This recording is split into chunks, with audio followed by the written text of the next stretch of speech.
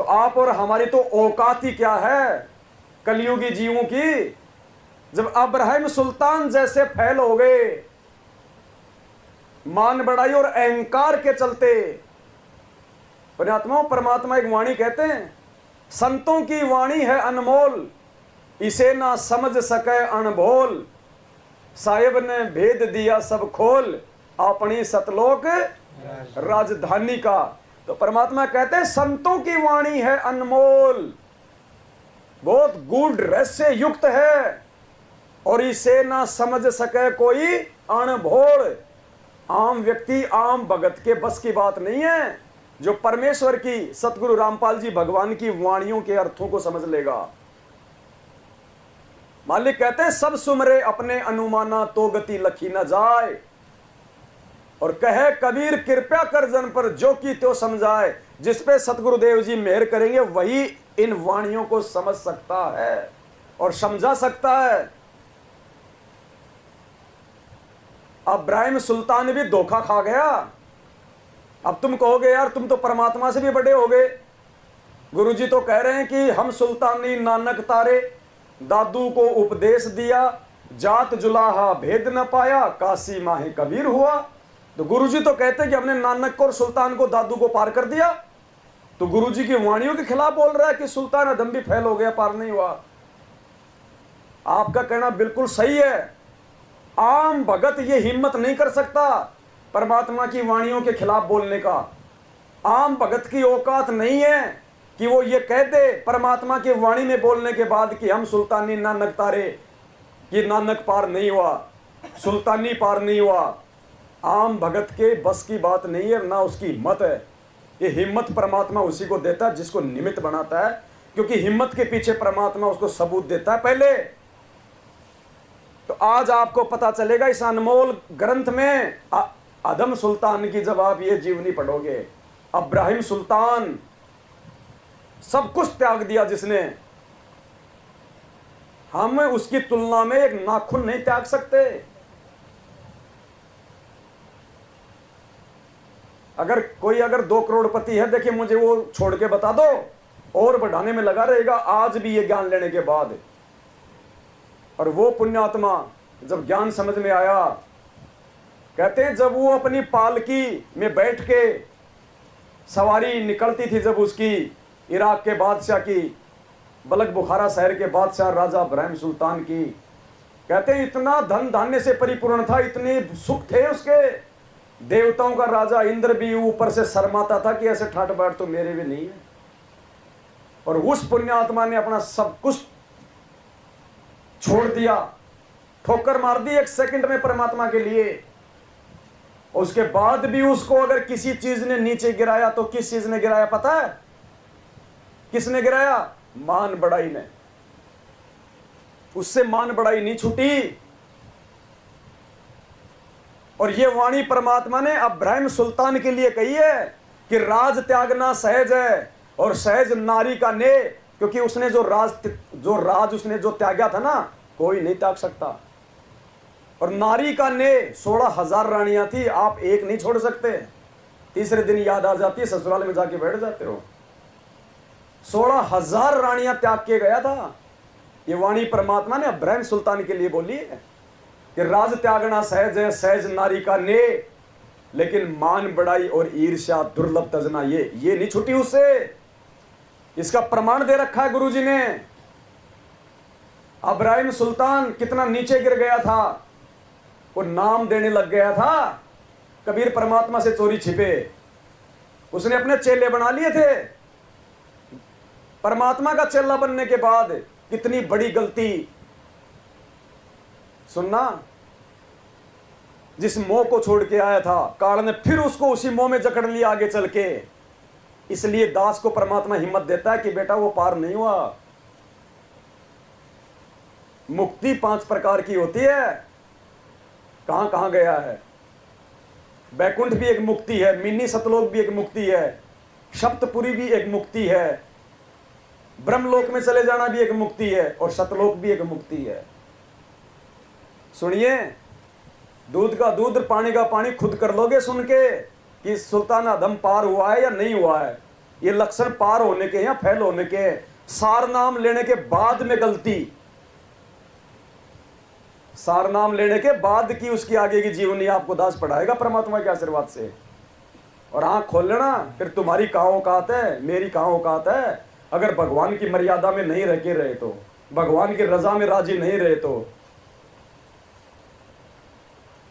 जब वो फैल हो सकता है तो आपकी हमारी औकात क्या है। सुनिए,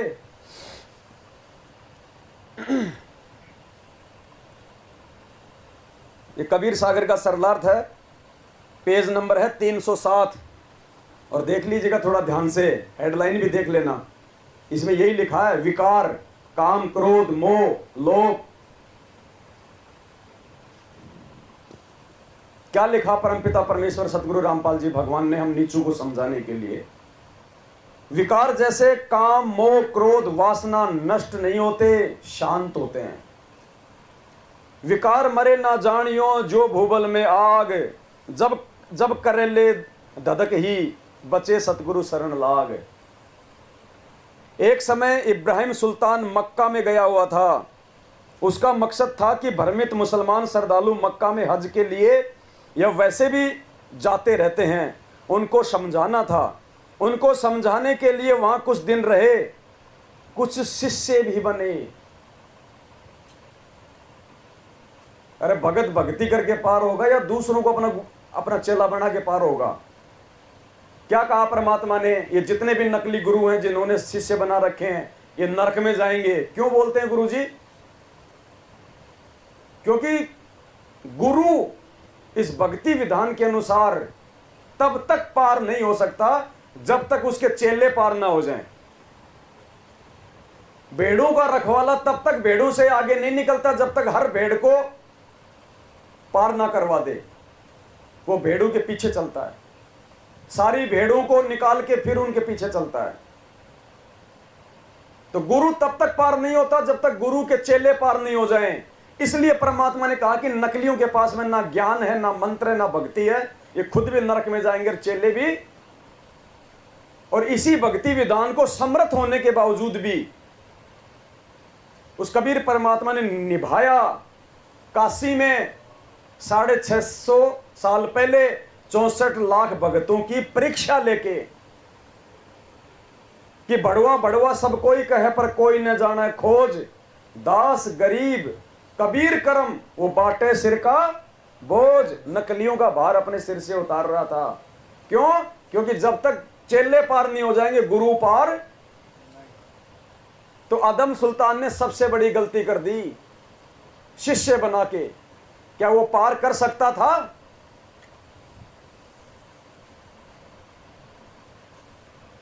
उसके कुछ शिष्य भी बने। किसी हज यात्री ने बलक शहर में जाकर बताया कि इब्राहिम मक्का में रहता है, यानी वो बलक बुखारा छोड़ चुका था। तो किसी व्यक्ति ने उसको देखा तो जाके उसके परिवार को बताया कि वो तो वहां रहता है मक्का में। छोटे लड़के ने पिताजी के दर्शन की जिद की तो उसकी माता, लड़का तथा नगर के कुछ स्त्री पुरुष भी साथ चले और मक्का में जाकर इब्राहिम से मिले। अब देखना पुण्यात्माओं, कितना गहरा परमात्मा यहां हमें समझाना चाह रहे हैं कि कैसे जीव मोह में फंसता है, कैसे काल भगवान मोह में फंसा लेता है, और कैसे वो आत्माएं परमात्मा की विशेष पुण्यकर्मी आत्मा है। और अगर मर्यादा मेरी तो 100% वर्तमान में पार होंगी जिनके घर में पुत्र रूप में कोई संतान नहीं है। देखना ये कैसे फंसता है। 16,000 रानियों का मोह छोड़ के आने वाला, 16,000 रानियों के बेटे कितने होंगे, अपने बेटों का मोह छोड़ के घर से निकलने वाला, कैसे काल भगवान ने उसको मोह में फंसा लिया सार नाम के बाद। छोटे लड़के ने पिताजी के दर्शन की जिद की तो उसकी माता, लड़का तथा नगर के कुछ स्त्री पुरुष भी साथ चले और मक्का में जाकर इब्राहिम से मिले। इब्राहिम अपने शिष्यों को शिक्षा देता था, चेले बना लिए थे, और तुम कह रहे हो सुल्तानी पार हो गया। सुनते जाओ आगे आगे। इसीलिए नहीं भोगता दास, इसीलिए दास उन मूर्ख भक्तों को बुरा लगता है जो गुरुजी के ज्ञान से भी पूरी तरह परिचित नहीं है। अब गुरुजी फैल कर रहे हैं, उसको मैं नहीं कर रहा, गुरुजी फैल कर रहे हैं कि पार हुआ कि नहीं हुआ। इब्राहिम अपने शिष्यों को शिक्षा देता था कि बिना दाढ़ी मूंछ वाले लड़के तथा दूसरे की स्त्री की ओर अधिक देर नहीं देखना चाहिए, वरना मोह हो जाएगा। बात सही है, बिल्कुल सही है। हमारे को भी शिक्षा मिलनी चाहिए।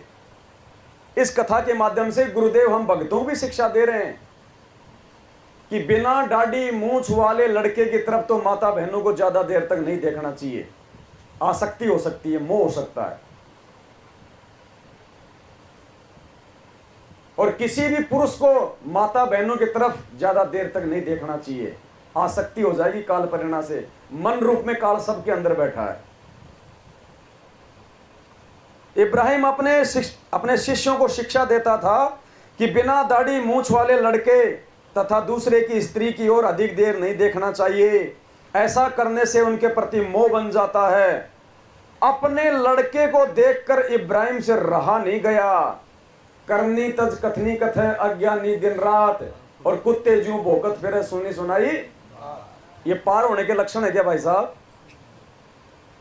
एक टक बच्चे को देखता रहा। 2 मिनट पहले तो क्या शिक्षा दे रहा है, और अब एक टक बच्चे की तरफ देखता रहा। लड़के की आयु लगभग 13 वर्ष थी। शिष्यों ने कहा कि गुरुदेव, आप हमें तो शिक्षा देते हो कि बिना दाढ़ी मूंछ वाले बच्चे की ओर ज्यादा देर नहीं देखना चाहिए, आप स्वयं देख रहे हो। इब्राहिम ने कहा, पता नहीं मेरा आकर्षण इसकी ओर क्यों हो रहा है। उसी समय एक बूढ़े व्यक्ति ने कहा, राजा जी, ये आपकी रानी है और ये आपका पुत्र है। आप राज्य त्याग कर आए उस समय यह माता जी के गर्भ में था, आपसे मिलने आए हैं। उसी समय लड़का पिता के चरणों को छूकर गोदी में बैठ गया। इब्राहिम की आंखों में ममता के आंसू छलक आए। ठग लिया काल ने। ये हमें शिक्षा दे रहे हैं गुरुजी, मजाक की बात नहीं है। इसलिए परमात्मा कहते हैं जिसके बेटा नहीं हो पार हो सकता है, क्योंकि बेटा नहीं है तो पोता नहीं होगा, और पोते में बेटे से ज्यादा मोह बनता है। आदमी को मूल से ज्यादा ब्याज प्यारा होता है। कहां मार खा गए इब्राहिम, 16,000 रानियों का मोह छोड़ने वाला। इसलिए परमात्मा ने वाणी इसके ऊपर कही थी कि राज त्यागना सहज है, सहज नारी का ने, और मान बड़ाई ईर्ष्या दुर्लभ तजना। ये यहां ठगा इब्राहिम को काल ने पहली बार में। धर्मदास वाली स्थिति हो गई इसके साथ में। परमात्मा को मालूम पड़ गया इसको पुत्र मोह है, और ये सारा नाम बताएगा। अंतर्यामी थे, और धर्मदास ने कह दिया कि परमात्मा मेरे बस की बात नहीं है, या तो मुझे सतलोक भेज दो या मुझे मार दो, मैं इस मंत्र को नहीं छुपा पाऊंगा। परमात्मा जगन्नाथ ले गए, जिंदा समाधि दे दी। वो स्थिति इब्राहिम के साथ हो गई। फिर कहते हो सुल्तानी पार हो गया। अभी तो नानक जी का भी नंबर आएगा अगली वीडियो में, देखना वो कितना पार हुआ है। उसी समय इब्राहिम सुल्तानी के लिए परमात्मा की आकाशवाणी हो गई। सोचो पुण्यात्मा, हमें कहां बख्शेगा परमात्मा। इतनी सी गलती होते ही पुण्यात्मा, ये पॉइंट हमारे दिमाग में घंटे की तरह 24 घंटे बजते रहने चाहिए। गुरुदेव संकेत कर रहे हैं कि बेटा तू भी भगत है, सुल्तानी भी भगत था, वो भी मोक्ष के लिए घर से निकला था, तू भी मोक्ष के लिए भक्ति कर रहा है। उसका भी परिवार था, तेरा भी परिवार है। देख लेना, तेरे सामने भी काल ये सारी चीजें लेके आएगा, और तू उस समय क्या करता है। इतनी सी गलती पे क्या कहा परमात्मा ने? परमेश्वर की ओर से आकाशवाणी हुई कि हे सुल्तानी, तेरे को मेरे से प्रेम नहीं रहा, अपने परिवार से प्रेम है, अपने घर चला जा। ये परमात्मा आपके हृदय में तभी तक रहेगा जब तक जो प्रेम परमात्मा चाहता है आप उस प्रेम को किसी और के साथ में ना बांटो। मोह परमात्मा से करना चाहिए था, और वो कर बैठा अपने परिवार से। उसी क्षण परमात्मा ने आकाशवाणी कर दी कि ये सुल्तानी, अब तुझे मेरे से प्रेम नहीं रहा, अपने परिवार में हो गया, जा अपने घर चला जा। फैल। पुण्यात्मा, हम यहां पे हलवा चाटने नहीं आते रहे, पूरी रात यहां पे जाग के अपनी आंखें खराब करने नहीं आते। ये चीजें परमात्मा क्यों समझा रहा हमें? क्योंकि परमात्मा ने हमें पार करना इसी जन्म में, इसलिए परमात्मा ज्यादा से ज्यादा हमारे को ज्ञान आधार से दृढ़ कर रहा है। ये काल भगवान के बैरिकेड्स तोड़ने की ये शिक्षा दे रहा है परमात्मा कि काल का जो चक्रव्यूह है तुम कैसे तोड़ोगे। ये काल ऐसे ऐसे ठगेगा तुम्हें। उसी समय इब्राहिम को झटका लगा तथा आंखें बंद करके प्रार्थना की, हे परमात्मा, मेरे बस से बाहर की बात है। क्योंकि ज्ञान नहीं था। अरे जिसको ज्ञान हो गए वो ये बात कह देगा कि मेरे बस की बात नहीं है। बात को अपने बस में रखने के लिए तो ज्ञान दिया जाता है। 27 साल से क्यों परमात्मा रात के 2-2 बजे तक जाग जाके सत्संग कर रहे हैं? ज्ञान क्यों दिया जाता है? मन को दृढ़ करने के लिए, काल के जाल को काटने के लिए, आत्मा को मन से ज्यादा मजबूत देने के लिए। एक पुत्र के मोह में उसकी ये हालत हो गई, सब कुछ कुर्बान करने वाले की ये हालत हो गई। एक बेटे ने हालत कर दी, एक चेहरे ने, उस जिसकी चर्बी के नीचे अगर आप देखो तो उसका चेहरा भी नहीं देखा जाए। ये चर्बी परमात्मा कहते हैं विष्टा जिनकी देह में वो मगन फिरे दिन रात है। तुम जिस शरीर पे मौत हो रहे हो ना, इसके अंदर लैट्रिन बड़ा, थूक लार। गुरुदेव कहते हैं ना, कभी कोई कुत्ता मरा हुआ देखा हो रोड पे, उसकी आंतें कहां पड़ी है, उसका पेट कहां पड़ा है, खून कहां पड़ा है, देखते ही उबाक आती है। कहते हैं इस खाल को हटा दो बेटा, बस ये खाल लगा के काल ने तुम्हें मोहित कर रखा है, जरा ये चर्बी उतार के देख लो एक बार। अगर तुम हाथ भी लगाना, अगर अच्छा समझो तो मुझे बता देना। हाथ भी नहीं लगाओगे तुम, सिर्फ चमड़ी लगा के उसने हमारे को भ्रमित कर रखा है। उसी समय इब्राहिम को झटका लगा तथा आंखें बंद करके प्रार्थना की, हे परमात्मा, मेरे बस के बाहर की बात है। और देखो सबसे बड़ी मूर्खता फिर उसने क्या कही आगे, क्या कही उसने, या तो मेरी मृत्यु कर दो या इस लड़के की। भगवान को हत्यारा बना रहा है, भगवान को हत्यारा बना रहा है कि या तो मेरी हत्या कर दो या इस लड़के की हत्या कर दो। अरे लड़के का इसमें क्या दोष है भाई जो तू उसको मारने के लिए कह रहा है? लड़के की सुंदरता उसका दोष है क्या? तेरी अपनी कमजोरी है, तेरे ज्ञान की कमी है। आज तेरा लड़का या कल को कोई लड़की आएगी, कल को कोई माता बहन आएगी, तेरा मन तो भाई आपने स्वयं डांटना है ना। ज्ञान किस लिए दिया था परमात्मा ने? ये शिक्षा और दे रहे हैं परमात्मा कि बेटा जल्दबाजी में घर छोड़ के मत भाग जाना, बाद में फिर वही घर याद आएगा। जल्दबाजी में घर छोड़ के मत भाग जाना, अपने घर बैठ के भक्ति कर। परमात्मा ने उसको कहा भी था कि जा वापस और भक्ति कर, कोई दिक्कत नहीं फिर वो राज करने में। लेकिन उस समय भाव में था, नहीं परमात्मा मैं नहीं जाऊंगा, उस नरक में नहीं जाऊंगा, और उसी नरक ने वापस ठग लिया। सोचो हमारी क्या औकात है पुण्यात्माओं, अगर मर्यादा में नहीं रहे और परमात्मा से भीख नहीं मांगी तो। ये राग द्वेष कर करके रामदेव जी की तरह, उनके परिवार की तरह 7 युगों में परमात्मा प्राप्त नहीं कर पाओगे। छोटी छोटी बातों के लिए मन मुटाव। अरे ऐसी आत्माओं को परमात्मा सतलोक में क्यों रखेगा जिनमें राग द्वेष है, जिनमें ईर्ष्या है, निंदा चुगली है, सच को सच नहीं कह सकते, झूठ को झूठ नहीं कह सकते, भक्तों से रिश्तेदारियां जोड़ने में लगे हुए हैं, 2 नावों की सवारी करते हैं। ऐसों से तो काल भी दूर रहता है, परमात्मा तो कहां निकट आएगा। ये नहीं चलेगा भक्ति मार्ग में कि सुबह उसकी तरफ और शाम को उसकी तरफ। एक नाव की सवारी, 2 नाव की सवारी करने वाले की जांग फटती है बीच में से, जैसे भीम ने फाड़ी थी जरासंध की। या तो मेरी मृत्यु कर दो या इस लड़के की। उसी समय लड़के की मृत्यु हो गई। इब्राहिम उठकर चल पड़ा।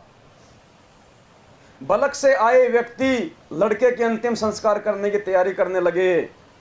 परमात्मा पाने के लिए भगत को प्रत्येक कसौटी पर खरा उतरना पड़ता है, तब सफलता मिलती है। गुरु जी कहते हैं ऐसे नहीं मिलेगा परमात्मा, ऐसे नहीं मिलेगा सतलोक भाई। प्रत्येक कसौटी पे खरा उतरना पड़ता है। परमात्मा परीक्षा ले रहा था उसकी। वो बच्चा भेजने की प्रेरणा परमात्मा ने करी थी कि देखो इसके अंदर कितनी क्या कमी है। अभी काम, क्रोध, मद, लोभ, मोह, अहंकार, ये 5 गुण है ना। परमात्मा ने यही देखा था कि इसके अंदर है भी हैं कितने।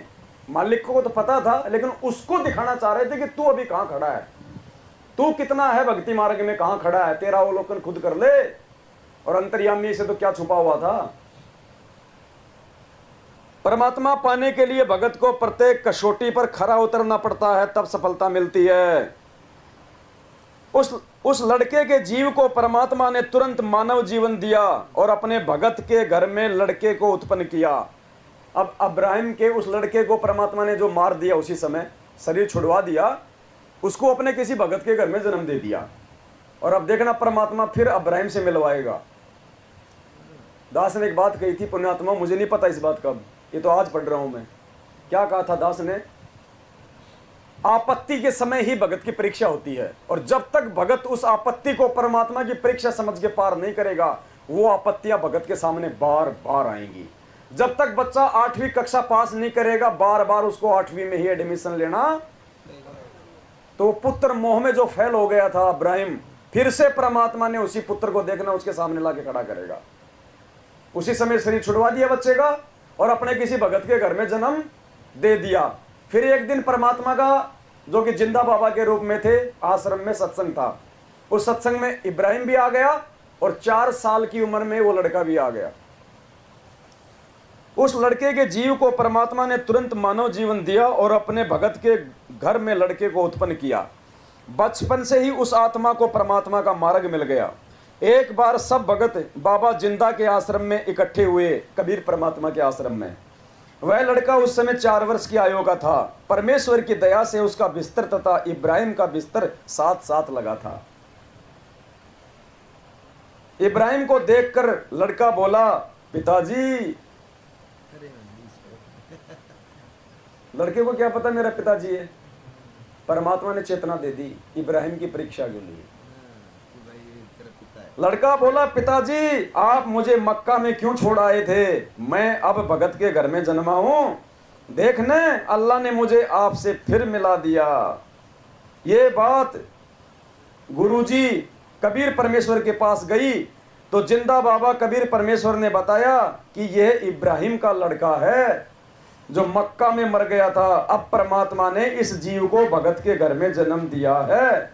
इब्राहिम को लड़के के मरने का बहुत दुख था, मरवा भी दिया खुद ने, और उसके बाद में उसको दुख भी बहुत था कि परमात्मा ने ये क्या कर दिया। भगवान में दोष देख लिया ना कि परमात्मा ने ये क्या कर दिया। क्या कहते हैं गुरुजी कि वो भगत नहीं है जो अपने भगवान की किसी भी क्रिया में दोष देखता है। अंतर्यामी था परमात्मा, और मालिक बहुत दयालु होता है, अपनी आत्मा के दुख को देख भी नहीं सकता। जब तक उसकी टेंशन को दूर नहीं करते, भगवान भी टेंशन में रहता है। तो इब्राहिम, उस लड़के को परमात्मा ने क्यों जन्म दिया भगत के घर में, और क्यों उसी आश्रम में मालिक ने बुलाया? क्योंकि इब्राहिम के मन में दोष था, ये बहुत ज्यादा जो है उसको दुख था कि भगवान ने लड़का मार के अच्छा नहीं किया।